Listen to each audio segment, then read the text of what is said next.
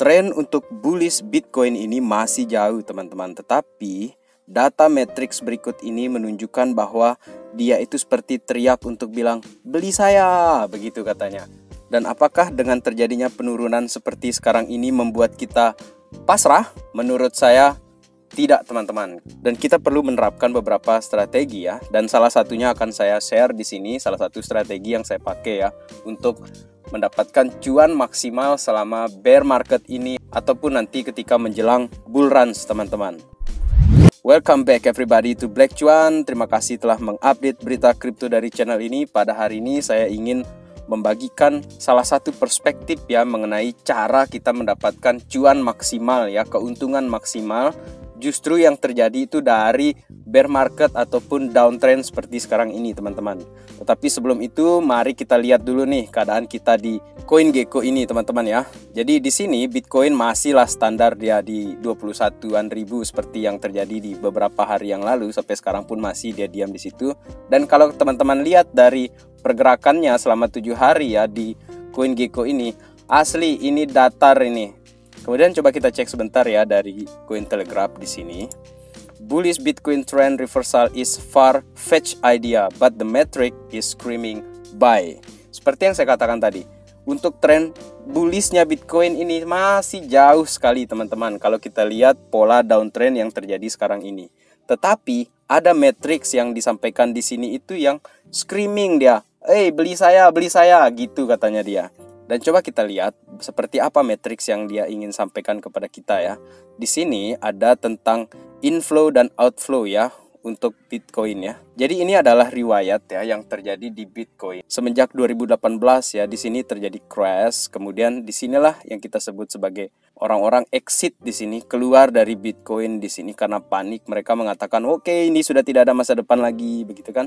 Nah, di tahun 2019 Januari 2019 mulai nih mereka masuk lagi nih di sini teman-teman. Tetapi masih saja belum maksimal di sini pergerakannya dan kita akhirnya nge-range di wilayah ini teman-teman. Di sini orang-orang itu menciptakan wealth-nya. Di sini mereka menabung kekayaannya teman-teman. Dan seperti yang kita tahu dia menjelang 2020 itu sudah mulai nih uptrend-nya. Dan sekarang ini kita terjadi lagi nih. Ada banyak sekali outflows dari pasar ya, seperti terjadi di Maret ya waktu itu.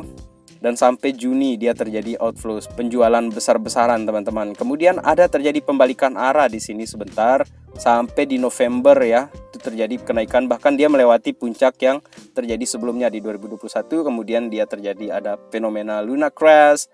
Kemudian sekarang lagi masih dia di downtrend seperti ini teman-teman. Tetapi dengan pola seperti ini kita bisa bandingkan dengan apa yang terjadi di 2018, 2019 yang lalu teman-teman. Inilah yang bisa menjadi referensi kita untuk melihat pergerakan ke depannya Bitcoin.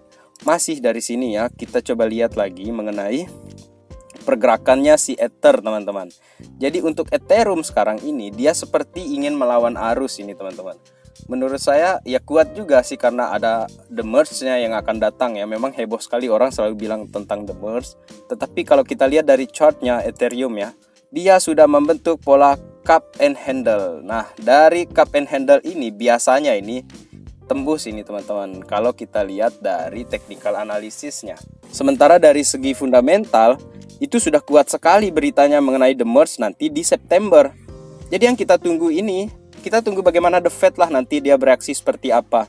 Kalau the Fed-nya ternyata nanti dia sedikit melunak ya, mungkin dia agak dovish nanti itu, tidak jadi dia 75 basis point, kemungkinan besar si Ethereum ini yang akan duluan ngegas ini nanti teman-teman. Dan yang terakhir di sini saya ingin tunjukkan kepada teman-teman itu adalah mengenai MVRV ya, market capitalization versus value capitalization, atau dalam bahasa Indonesia kita sebut sebagai kapitalisasi pasar versus kapitalisasi realisasi ya. Jadi untuk Bitcoin ini teman-teman ya, sekarang ini dikutip dari ini si Jarvis Lab ya. Ini sudah ada pertanda nih dari 3 fase bull run yang sebelumnya atau 3 bear market sebelumnya sebelum terjadi bull run teman-teman. Kalau kita perbesar di sini ya, untuk pergerakannya itu adalah dari 3 perbedaan ya untuk NVRV yang pernah terjadi di Bitcoin ini ya teman-teman. Kita awali dari 2015 di sini ketika BTC pada saat itu ditradingkan ya di bawah $250 teman-teman. Kemudian di Februari 2019 itu BTC itu meraih bottomnya itu kurang lebih di bawah $3.500.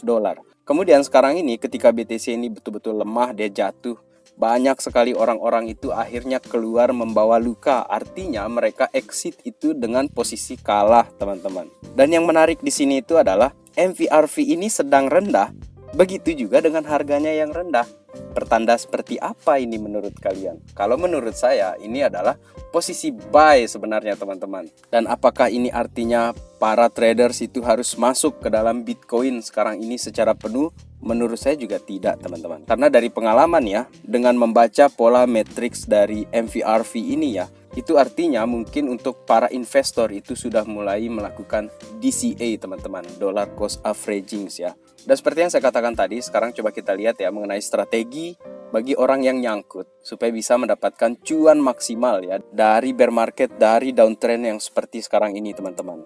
Jadi kalau uang kita masih nyangkut di Bitcoin dan altcoins lainnya, maka coba perhatikan 3 hal ini. Ini menurut Tyrone Rose ya, salah satu CEO dari On-Ramp Invest ya. Dan saya juga memakai trik yang dia bagikan di sini ya, karena ini umum juga sih sebenarnya gitu, teman-teman. Tetapi kan tidak ada salahnya kita share di sini dan kita discuss lah di sini, teman-teman ya.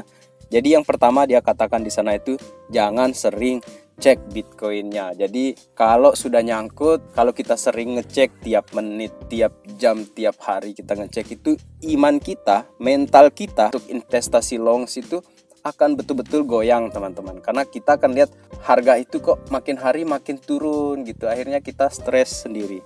Dan akhirnya apa yang terjadi? Ya kita pasrah lah, kita bilang jual meskipun kalah, meskipun loss.